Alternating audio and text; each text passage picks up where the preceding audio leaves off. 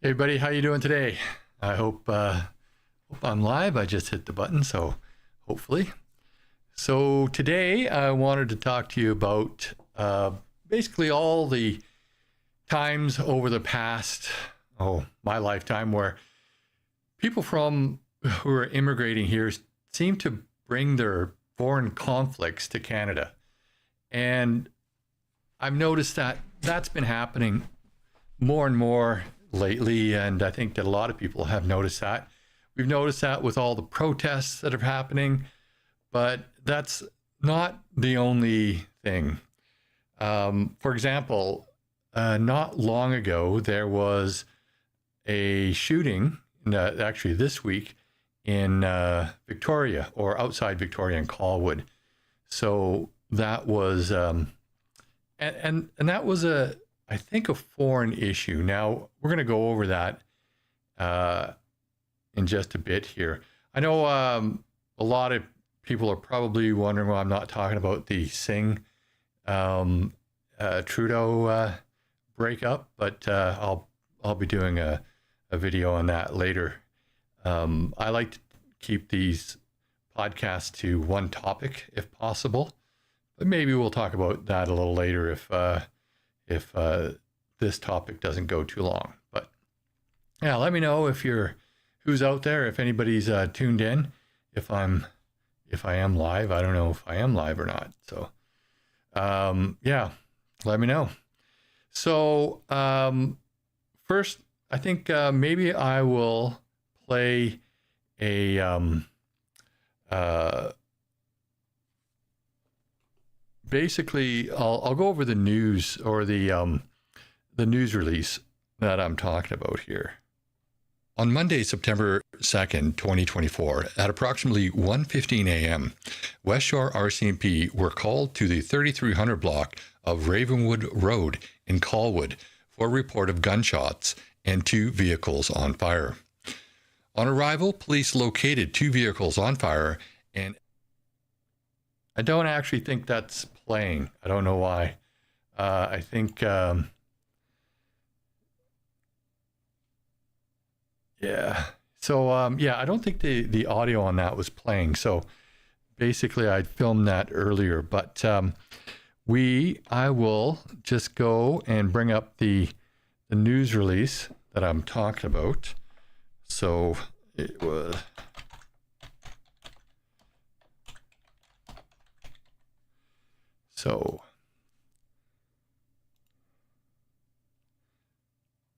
So here's this news release. It was released on Monday at 4 o'clock p.m.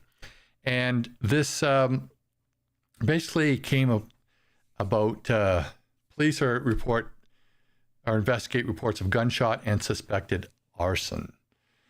So on Monday, September the 2nd, 2024, at approximately 1:15 a.m., West Shore RCMP were called to the 3300 block of Ravenwood Road in Colwood for a report of gunshots and 2 vehicles on fire. On arrival, police located 2 vehicles on fire and evidence that multiple shots had been fired at and into a residence. Occupants of the residence were evacuated by the police, and Colwood Fire extinguished the vehicle fires quickly, preventing further fire damage to the residence. Apparently, there was some damage to the garage. Preliminary investigation suggests that this was a targeted event, and there is no information to believe that the general public is at any further risk as a result. The RCMP investigation is ongoing, blah, blah, blah. And they're also asking for people with vehicle cameras who may have been in that area, the area of Veterans Memorial Parkway from Souk Road to Bear Mountain Parkway between midnight and 1:30 a.m. on Monday. And that was September the 2nd. So that happened actually not that far from where I reside. It's obviously closer down into Victoria, but it is on the island and within, I think, 45 minutes drive from where I am. So then we start to get a little bit more information. And basically, this was a an attack on a Punjabi musician, a singer.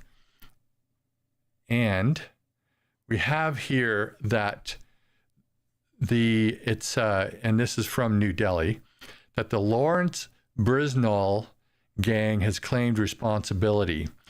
And this must have been claimed, responsibility must have been claimed fairly quickly.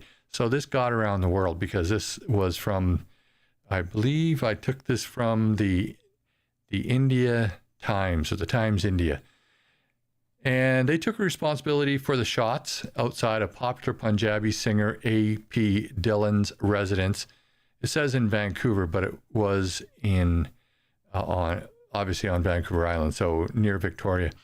The incident came to light on Sunday. According to multiple reports, gunshots were fired outside Dhillon's house. And there was a guy who was holding a gun in the video. And so basically, there was a guy who had a selfie of him shooting, not really a selfie, because he wasn't showing himself, just the gun, and filming it. For whatever reason, I don't know where that was posted. I didn't get a copy of it. Wouldn't show it here anyway, because I don't want the video to be, or this podcast to be banned. So in a social media post, Brisnall's right-hand man, gangster Rohit Godera, wrote, "Greetings to all brothers. On the night of September 1st, we executed shootings at 2 locations in Canada, Victoria Island and Woodbridge, Toronto." So I don't know if this guy was actually on the island, because it is Vancouver Island, so he was probably in Toronto or whatever. Doesn't know the area. He says that he claims responsibility for the act. The post further reads that the house on Victoria Island belongs to A.P. Dhillon, and he said that Salman Khan is featured in your songs, and you flaunt your actions. The underworld life you emulate is a life we live. Stay in your place, or you will meet a dog's death. Very strange. Very strange, if you ask me. Like, his gang is shooting up this house because they don't like a music video. They don't like that this guy is pretending to be a gangster. That is really strange, really strange. So the Times of India goes on to say that who this guy is, and they said that this Goldie Barar is a suspect, and I'm not sure how they came to that conclusion, but he is apparently a suspect. And they go on to say what the incident was, that there's also another incident at the Salman Khan's residence at an apartment in Mumbai on April 14th. So this is happening also in India and in Canada. So shootings all over the place. All right. So, but this isn't the only incident that has happened over the years. So a lot of people are quite, freaked out that this stuff is happening in Canada, that people are bringing their fights over. But that's been happening for decades. I grew up in South Delta, in the Lower Mainland, and Delta is divided into North Delta, South Delta, and South Delta encompasses Ladner and Tsawwassen, and I grew up in Ladner. And whenever we went to North Delta, we were always a little bit, it was kind of a little sketchy up there. It was really close to Surrey, and there was always talk about the level of violence being that much more elevated from Ladner and Tsawwassen. And that was primarily because of these gangs of the certain culture that were running around with grass hockey sticks, and they were fighting. They were fighting each other like other gangs from that culture. And it was, so we knew that that was happening all the time. And a lot of that stuff just kept on going throughout the years. Matter of fact, in Ladner, there was a firebombing at a house. This was a really ugly house. It was white with red candy stripes. It was really, really ugly house. There was a firebombing. And initially, everybody thought that it was racially motivated, that it was some rednecks who firebombed this house. And there was this big protest. People came in and marched around Ladner, and the Communist Party of Canada joined in on that. It was a big deal. But a friend of mine who was in that community was, he was actually, I didn't really appreciate it, but he was laughing afterwards that everybody got sucked into this racial argument because it wasn't racially motivated at all. It was a rival gang of that culture, but that never came out, right? So there's been this history, especially in the Lower Mainland, of these cultures who come here, and it's a lot of different cultures too, European cultures, Asian cultures, South Asian cultures. A lot of them come to Canada and they bring a lot of their conflicts with them. And so that has happened throughout the generations in the Lower Mainland and in Canada. And in fact, we find this going back several decades, even in news articles. So in here, we have an assassination attempt of an Indian minister, and this was on Vancouver Island as well. So we have, and this happened in 1986. So it was a year after the Air India bombing, and essentially there was nobody got killed in this. But 4 assailants attacked this Indian minister. They shot up his car. They ambushed him near Gold River, and they forced the car to stop. And they began smashing Sidhu's car with hammers and firing 32 caliber bullets into the car, striking Sidhu in the arm and chest. And then he feigned death, so the guys took off. So he played possum, and the guys took off. Later, he was when he went home, he was actually assassinated in 1991 at his home. I don't know what part of India. Oh, sorry, it says Moga. So he lived in this town or part of India, and he was assassinated. So this isn't new.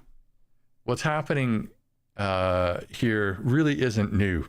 And of course, we have the Air India attack that originated in Vancouver, and there were actually 2 bombs. There was the bomb that went off in that aircraft, in that plane over the Atlantic, but there was also the one that went off in Tokyo and killed a baggage handler. And of course, it's not just, and I don't want to just pick on this one culture, because it's not just this one culture. It's not just that. We've seen this happen throughout the decades and even the history of Canada, where people from other parts of the world come here and they bring their own conflicts. Eastern Europe, find that a lot, even in parts of Western Europe, and you hear of some gangs and stuff like that, and you hear of the Asian gangs, Hong Kong and whatnot, and that still goes on today as well. So, in particular with this incident with A.P. Dhillon getting shot at, or his house getting shot at, it's kind of kind of disturbing because, or very disturbing because, I just lost my, oh, there it is. Yeah, it is kind of disturbing because of the extent of the violence and the fact that they're claiming that this is because of a video of a lifestyle, that he's pretending to be in a lifestyle that he's not really part of. But apparently this group that is claiming responsibility it's an organized crime group, but they originally started as a terrorist group. And I'm going to go on a limb here and say that they're probably still a terrorist group, because a lot of terrorist groups, they get their, they earn their money or they finance themselves through criminal activity. And so international criminal activity, whether it's smuggling drugs, whether it's human trafficking, prostitution, whatever, extortion, stolen car rings, the whole bit. I mean, there's all sorts of things that could that they could be into and probably are into. So, the history of this group is that it is illegal, it's outlawed in India, and it's become this organized crime group. And now they're here shooting up houses for a ridiculous reason, a claimed reason that seems to be ridiculous. I'm going to go on a limb here and say that there's probably a lot more to this story, and it's probably a lot more than just they didn't like his video or they didn't like how he portrayed himself in the video, because it really doesn't make sense to go to that level and to do that type of violence for that reason, because they're really risking a lot, because they don't like a video. Now, it's not to say that won't happen. Some of my service, I worked in Surrey, and they had some pretty ridiculous reasons for shooting at each other in Whalley and in Newton. So I can't, discount it completely, but it seems to be a really ridiculous reason to do that in my view.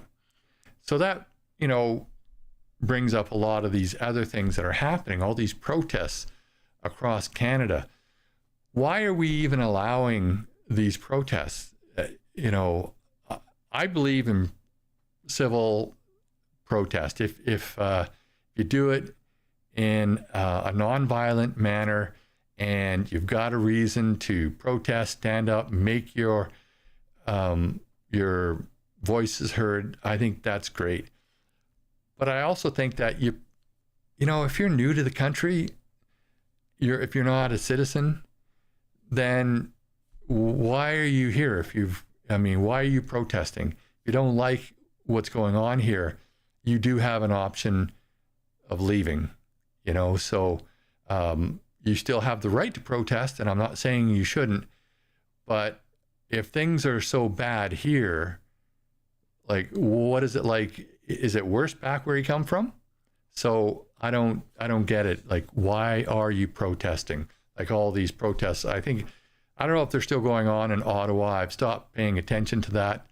But every now and again, they do come on the radar of people still protesting. So they come here and they're protesting. Now now I do know that they're protesting having to leave the country after their contracts are up. After, they come here on a visa, their visa is up, and now they have to leave. Now they're protesting, they want to stay. And apparently, from what I heard, is Trudeau is caving on that, which, to me, it makes no sense at all.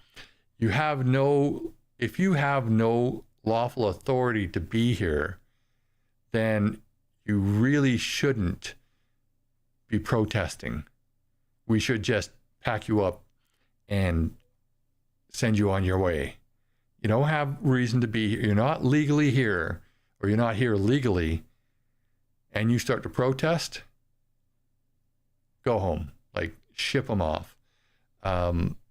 Yeah, I just don't get that whole everybody is allowed to protest even if they have really no connection to our country or no legitimate connection to our country.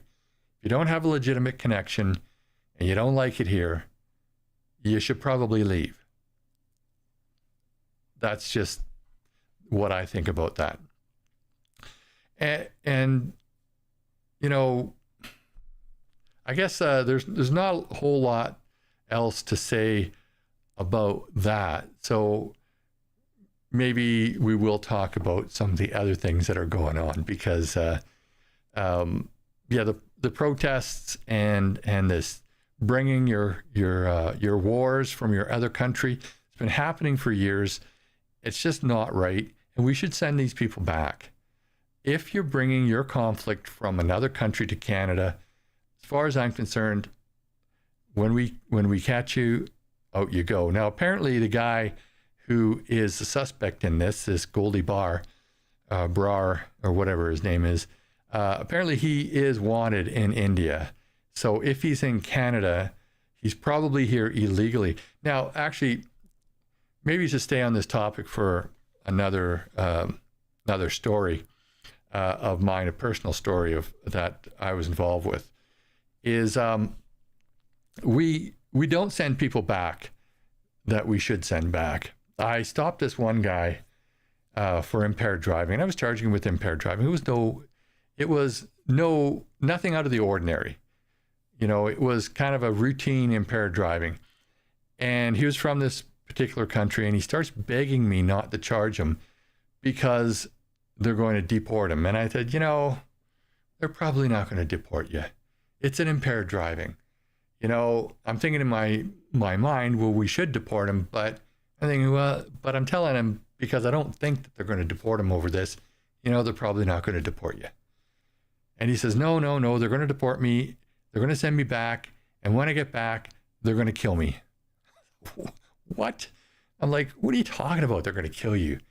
You know, nobody's going to kill you. This is an impaired driving. Because I'm still thinking he's talking about impaired driving. He says, no, you don't understand. You don't understand. I murdered somebody back in India.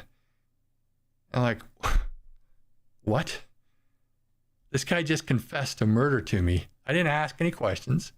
He just confessed to murder to me in the middle of an impaired driving investigation. Granted, this murder was halfway across the world, but he confessed this murder to me. So at that time, there was a law in the books, and I think this has changed. I haven't kept up on it, but back at this time, there was a law in the books that if you were a resident of Canada and you committed an offense anywhere in the world, which was also an offense in Canada, you could be prosecuted in Canada for that offense. Now, I think that's changed. I think it's only diplomats and a few select crimes now. But at that time, it was, if it was an offense anywhere in the world, that was also an offense in Canada. Now, to actually get a conviction on that, you know, I don't know if they ever really could, because it's hard to get a conviction in the best of circumstances, but to bring people in from other countries, yeah, not likely. But I kind of felt obligated. I arrested this guy for murder and put him in cells. And of course, at that time, my supervisor said, yeah, so we got to get GIS to interview this guy in the morning. And I was okay, whatever. He stopped talking to me at this point in time anyway, because after I arrested him, read him his rights for that offense, he decided that he wasn't going to talk to me anymore. Now, I don't know exactly what happened, but I don't believe it went anywhere, because he changed his story and there was nothing more that GIS could do. I don't know what they did as far as checking on whether if this guy was wanted or a suspect or whatever. I don't know exactly what happened.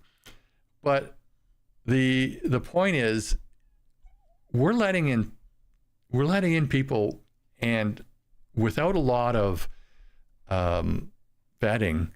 And a lot of times they're coming from countries that we can't do proper vetting, because not all countries in the world have the same systems that we have here in Canada, in the US, in Great Britain.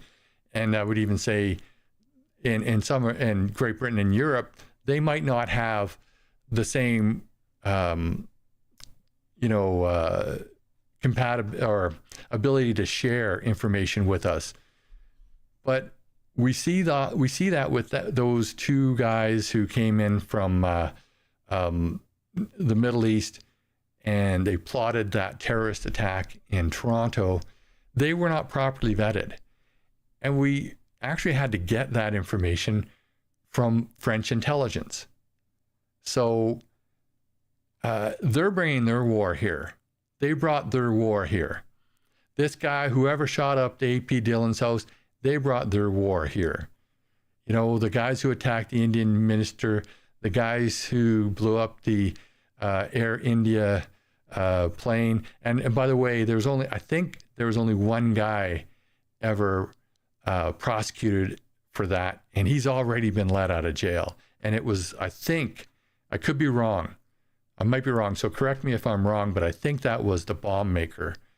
So people don't spend the appropriate amount of time in jail. Matter of fact, I know this is going to rub a lot of people the wrong way, but I kind of think we should bring back the capital punishment, the death penalty, for people of that, who do that type of thing, like terrorists, first-degree murderers, and what have you. But that's just my opinion. I know I'm probably going to get a lot of flack from that, but it's proven that people don't spend the rest of their lives in jail. So, yeah. And what about mean tweets? Yeah, that's you're right about that. So,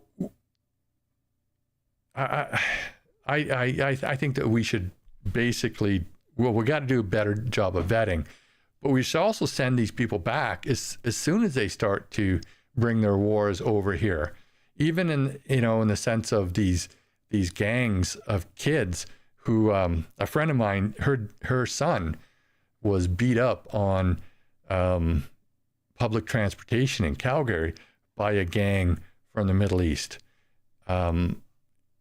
So, yeah, they're bringing their wars over here. They're not and their fights aren't our fights, but they want them to be. They clearly don't want those people, and I'm not saying all of them, okay? Don't get me wrong. I am not against legal immigration. My wife's an immigrant. I have nothing against anybody who comes here and behaves themselves. But if you bring your fight here, even if it's a protest, even if you're just protesting, if you're not a Canadian and you're here, but you're continuing to fight something that is halfway across the world, I think you should be gone, because we don't need that. We've got enough of our own problems. We have enough of our own problems. We don't need to put up with all of that crap. So I think I've beat that topic to death. The other thing, okay, what's new? And I think I'm probably still going to do a video on this, but might as well talk about it since, I beat that topic to death in record time. I think we should talk about the Jagmeet Singh Justin Trudeau breakup. Oh, what will this even actually result in anything? Jagmeet, apparently that's how you pronounce it. I was pronouncing it Jagmeet, but apparently it's Jagmeet. Now correct me if I'm wrong on that, because I'm not trying to insult anybody by making fun of their names.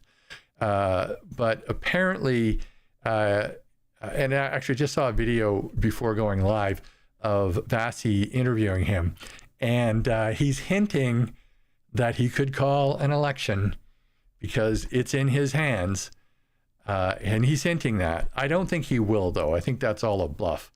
Matter of fact, I think that I think it's always been a bluff. you think about this agreement that they had. Okay, they had this agreement, but it was not enforceable. It was never enforceable. There was never any legal obligation for them to follow it. They didn't have to. It was all political theater. And that's exactly what's going on right now. This is political theater. It means nothing. It means absolutely nothing. And he let the cat out of the bag. He said that he filmed this weeks ago. He filmed his announcement weeks ago. And then he tried to relate it to also the train strikes, the railway strikes and lockouts. So he let the cat out of the bag. It's total political theater. This was coming no matter what, and he planned it to come at the start of this session of Parliament. This is all planned. There was nothing recent in this decision. This was all planned, and it's planned so that he can get traction in the media, and that's it. He has no intention of doing anything that he hadn't already planned on. Maybe he was planning on calling a non-confidence vote, and maybe this is a prelude to that, but it's not something new. It was planned.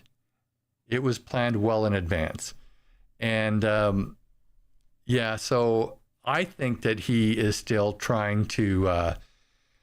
I think that he is still holding out for his pension and whatnot. I think that if he does vote in a non-confidence vote, it'll be after February. I don't think that he will do anything before that, and I could be wrong. I hope I'm wrong, because I really hope that we go to an election as early as October, November, whatever, so that we can, kick Trudeau out of the House and get some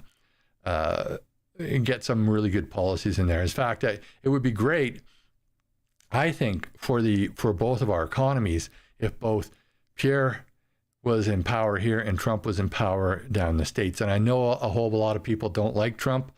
I realize that. I'm not particularly fond of how he treats people in public, but apparently that's really not his personality in private. I don't know. But you don't have to be a nice guy to be president. In fact, he did a really good job prior to COVID, in my opinion. Would I have liked to see somebody else in there? Yeah, I would have. Was he good for Canada? Not particularly. He wasn't as bad as Biden was, but he wasn't Canadian. He wasn't the Canadian president. He wasn't the Canadian prime minister. He wasn't elected to do anything for Canada. He looked out for the people who voted him in, and you got to respect that. And I know a lot of Canadians they're just trashing him all the time.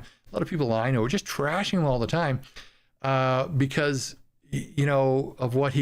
of how his policies affected Canada. But you got to think, he's not our prime minister. And he's working against our prime minister, who's a doughhead, right? And had Pierre been in the office, he probably would have been a lot different. So I think you got to think of it that way. I think that his policies, when they benefit the United States, they also benefit Canada. Okay, so this whole recession that we're going into, I think that we've been in for a while, it's not just a Canadian thing, and it's not just an American thing, but I think it's a socialist thing, and the way the world has been going over a fair amount of time. Now, there's ups and downs all the time. Whether conservatives are in power or liberals are in power, there's going to be ups and downs, natural swings. I think that the swings become more intense when there's liberals because of their really poor management of, the economy. That's my opinion. And that's why I think that Trump and Poilievre working together as, in North America, I think that would be great. I think that we could come out of this a lot better. But it's going to be a long time, because it's like if you're in a big ocean, oil tanker, and the captain turns the wheel of the ship. It's not going to turn right away. It's going to take a little while. Well, it's the same thing with an economy. Like Trudeau has messed us up so badly. It's going to take a while to get out of this. And that's why it would be great if we could send Poilievre to, I guess it's not 24 Sussex Drive anymore, but wherever he lives, so that he could do the job and get it done quicker and get started quicker, because it will be a bit painful for people in the short term, but in the long term, it will be better. As I remember during the election when Trudeau got elected, I was talking to a friend of mine, and my friend actually, I think, voted for him. And I said, look, I drew his attention back to when his father his alleged father was prime minister, and how bad the economy was and what had happened there. And I said, look, if you want to benefit yourself, then yeah, we will probably, because he was a member of the RCMP too, we will probably get a few personal benefits out of it, like a short-term, like a pay increase or whatever. And we did a little bit when Trudeau came in.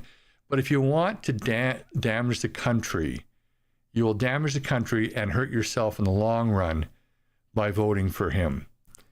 And I said that to anybody who would listen. Of course, so many of them wouldn't listen. And he got elected. So we have to bite the bullet and kick him out. And I don't think it's biting the bullet anymore, because people just realize how bad he is.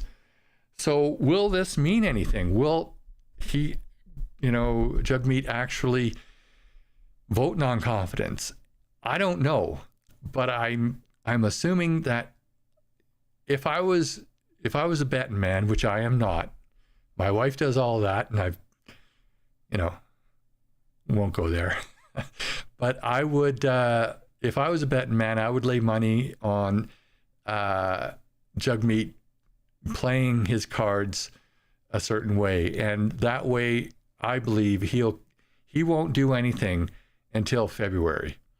I think that he will definitely hold on to what he has until February, and then he'll decide whether or not to call it on. And by then it's pretty much I don't know, like by then it's doesn't really matter, because they've got 3-4 months left of the spring sitting, and then it's over, until the next election.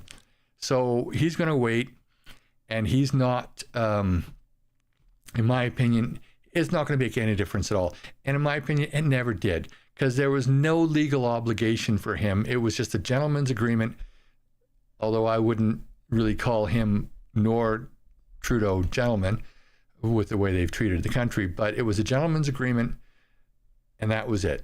And they had no obligation to stick to it. And yeah, just I don't see that there's any change. It's political theater. It's not going to make any difference at all. I'm probably still going to do a regular video on this, just to delve into it a little bit more, maybe show a few clips and stuff like that. But he clearly is not going to call an election real soon. At least that's what I think. So last thing that I thought I might talk about, and because we seem to have time, is there have been some recent videos, and I've done one myself a few months ago on the self-defense in Canada and whether or not you can defend yourself and how the police react to it. There was a Zoomer TV. I'd only seen the clip until just today. I watched the whole video, and Runkle of the Bailey did a discussion on this, and he evaluated what the lawyer was saying.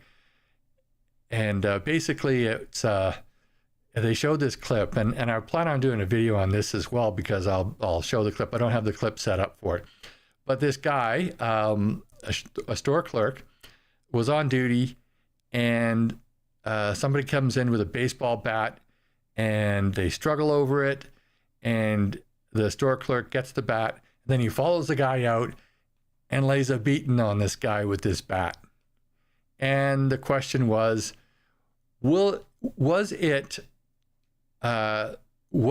he justified? He ended up being charged. Well, no, he was not justified. He was, as much as we kind of support what he did, he was not justified. The threat was over, and you can't just chase after somebody and beat on him while he's running away. Like instant justice, instant karma, all the rest of that. A lot of us think that, hey, that's just instant justice. That's fine. I have to side with the police on this.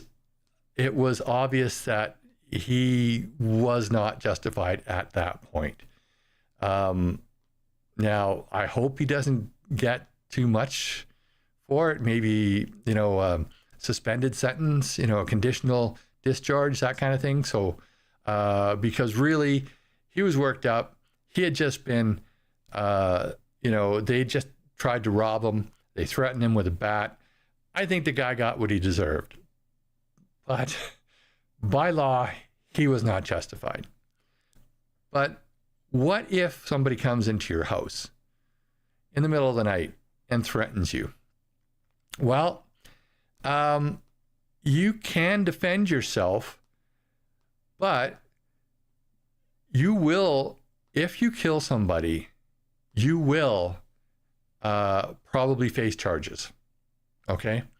And even if you just seriously injure them, you will probably face charges. I don't necessarily agree with that. In fact, a lot of times I don't. But that is how the law works. In fact, I'll relay another story here that I became aware of when I was in the police. It's a secondhand story in the sense that it wasn't my investigation, it was somebody else's. And I totally disagreed with the investigator on this. And it was essentially, we were discussing use of force and self-defense. And he had this belief that if it was a police officer, it was different than a civilian. And my belief was, no, it's not. If you're justified as a police officer in the same circumstances, a civilian would be just as justified. And that's a fact. That is a fact of life. And the law is on my side with that.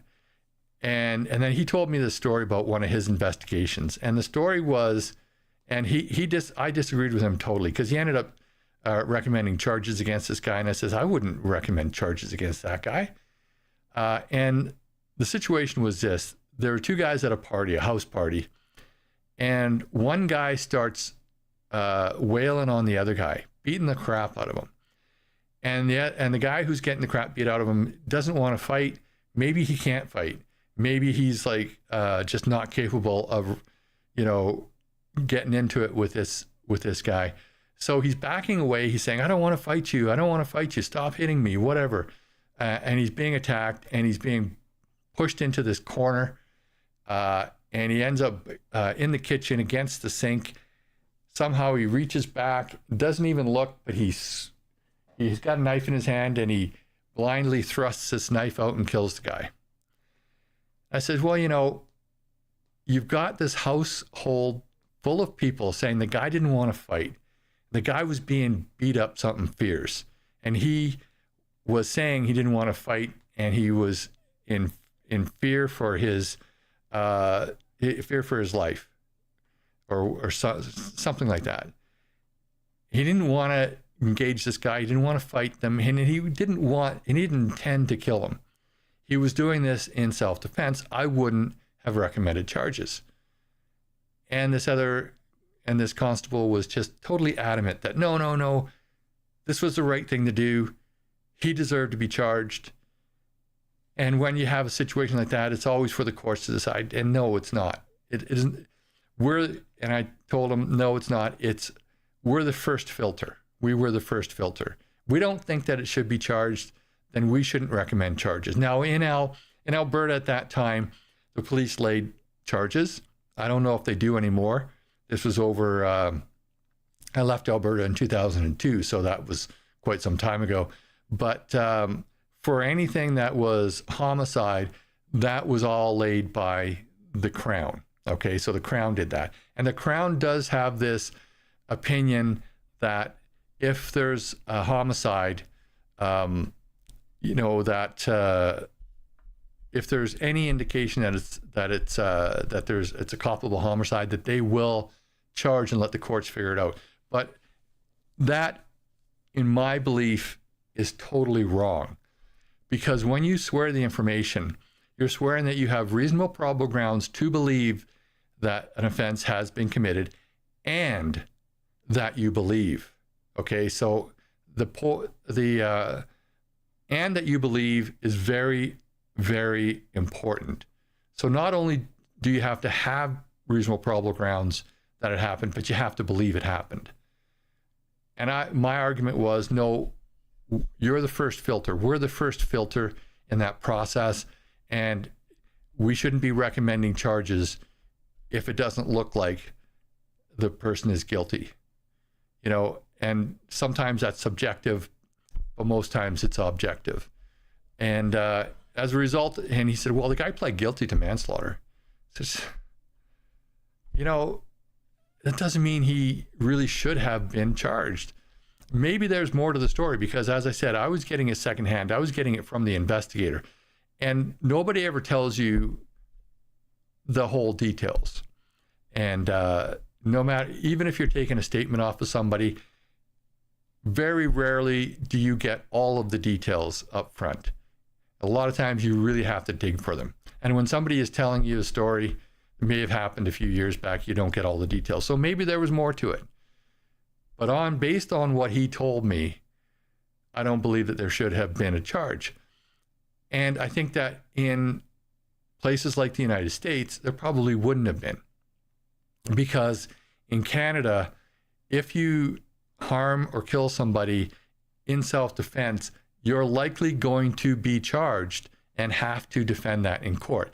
Now, we have reverse onus in Canada for self-defense, and I'm not saying that's bad, but I'm saying that we need to have a little bit more reasonable. We need to have more of a reasonable approach to this. So if somebody enters your house in the middle of the night, illegally, I guarantee you, unless that person is drunk and got the wrong house and your house looks exactly like their house, they have ill intent, and they are going to probably do you harm if they have to accomplish whatever goal they have.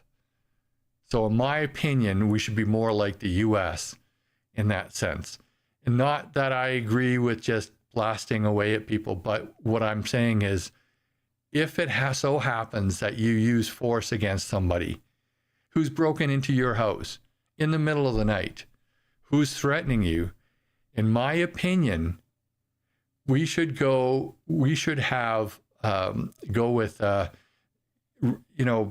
give the person the benefit of the doubt, the homeowner, the home occupant.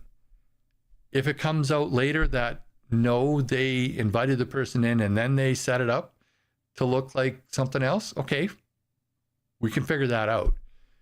But we have to go with, I believe we have to go more towards giving the benefit of the doubt to people in that circumstance. Not in all circumstance. I mean, it is still a reverse onus. And I'm not saying that that's bad, because you can't just allow people to claim self-defense and get away with it just because. So, and apparently, I just heard this today, so I haven't been able to look into it, but apparently there is a movement in Alberta to introduce a firearm owner's bill of rights of some kind. I'm not sure exactly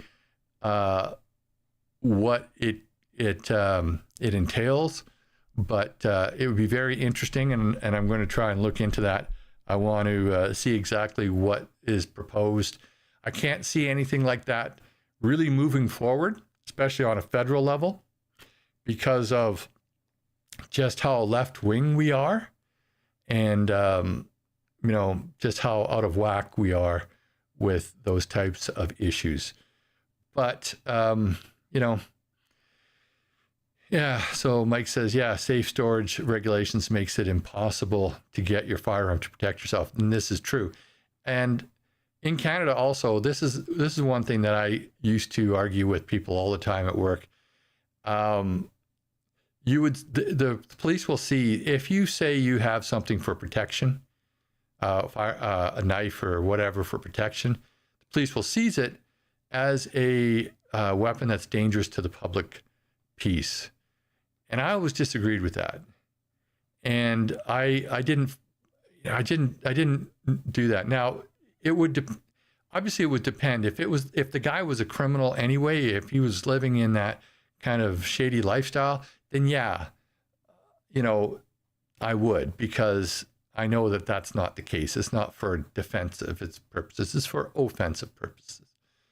But when it's clear that somebody has, let's say, dog spray or bear spray, and they're walking at night through a park, but they're not of that lifestyle. They're not they're just carrying it for protection. It's not really something that I would really feel comfortable charging somebody for, although it's potentially a chargeable offense in Canada. I just don't agree with it.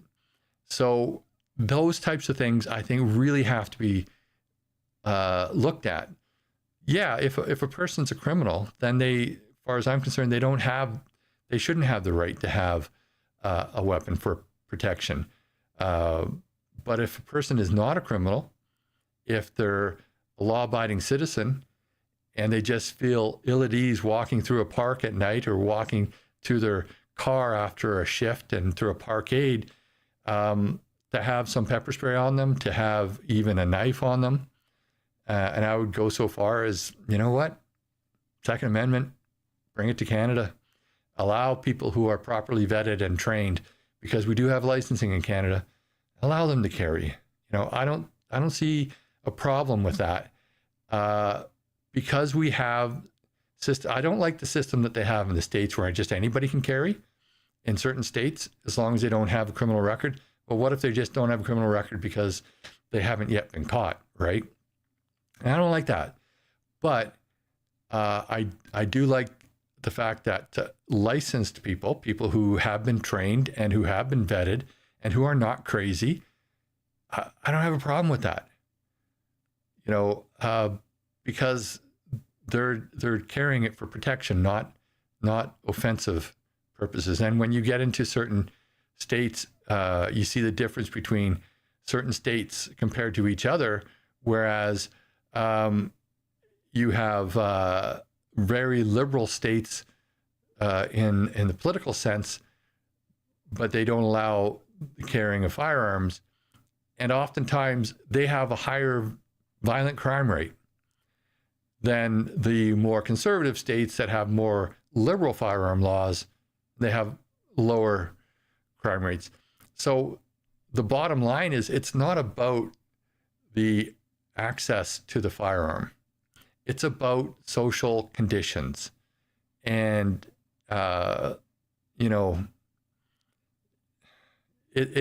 there's other factors involved. But if you deny people the right to have, to protect themselves, and this is and this is more of a philosophical argument, if you have a right, but you don't have the right to defend that right, do you have that right? You know? So, yeah. I mean, I guess I'm going to leave you with that little bit of a tongue twister. I mean, if you have a right, but you don't have the right to defend that right, do you really have that right? I don't know. I don't think I do. I think in Canada, much of what we have is more privileges than rights. We do have rights. We have natural rights, but they're not necessarily recognized by the courts. So we've allowed them to be taken from us. So just before I go, I'm just going to go through the live chat just to see if there's anything we didn't talk about. The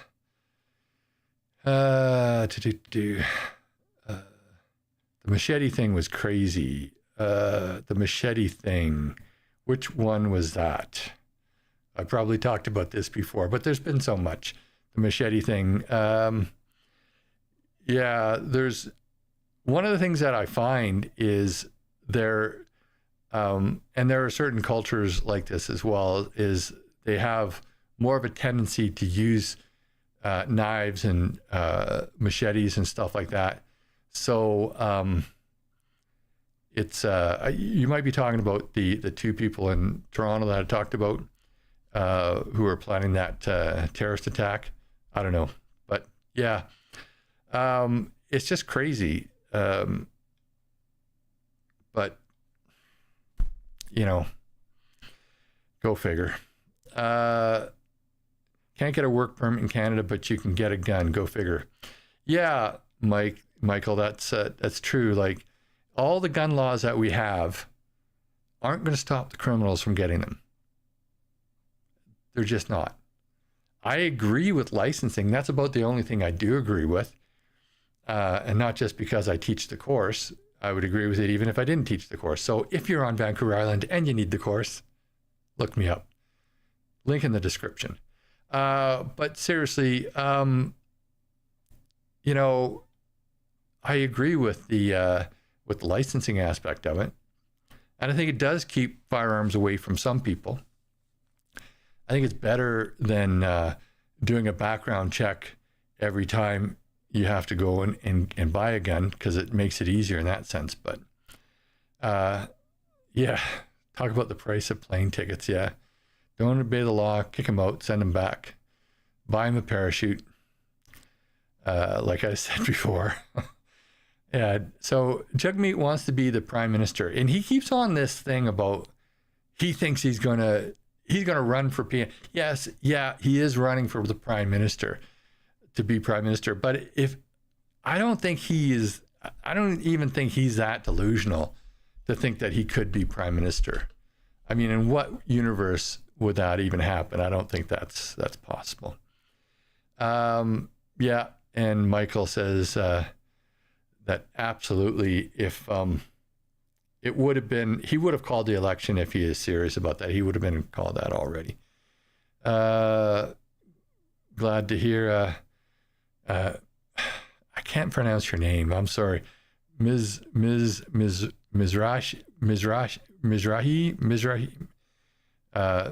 chick. Yeah, glad that your papa is watching the channel. That's great. Glad that he kind of is on is kind of in tune with these kind of thoughts. Yeah, so they keep on saying his pension is worth 2.5 million or something like that. I don't know exactly what that means. Does that mean if he takes it as a payout, or does that mean over his lifetime? Probably if he takes it as a payout, which means that over his lifetime, it'll come to a lot more than that. So if he takes the payout, it probably comes to that. But over his lifetime, it's probably going to come to a lot more than that. Yeah. Canada and the U.S. totally different when it comes to firearms and self-defense and defense of property. That is true. I think that though there's there's ways that we can become, and I think that we should become a little closer. Not that I don't think that everything is great, but I think that we should be a little closer. Safe storage. Okay, we talked about that. I actually agree with safe storage for the most part, especially if there's kids around. But there's a lot of sometimes it goes a little bit overboard, and definitely, not being allowed to use a firearm to defend yourself in your own home in Canada without the possibility of facing criminal charges, I think is really bad. Yeah. So, what happened here?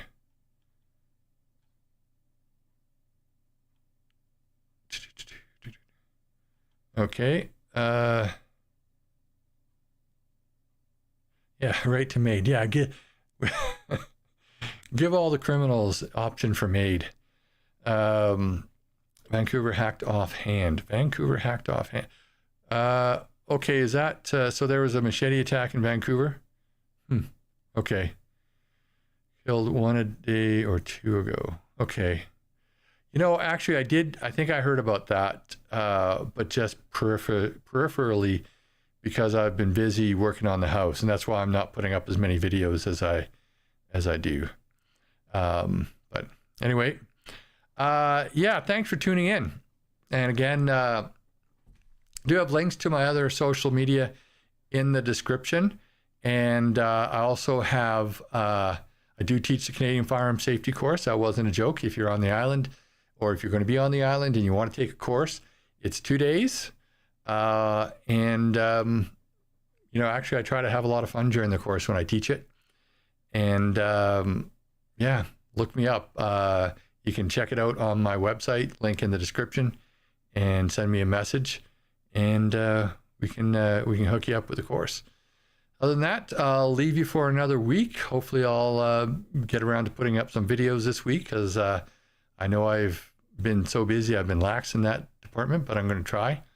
And other than that, I'll see you next week. So you guys have a great rest of your week. Thanks for tuning in.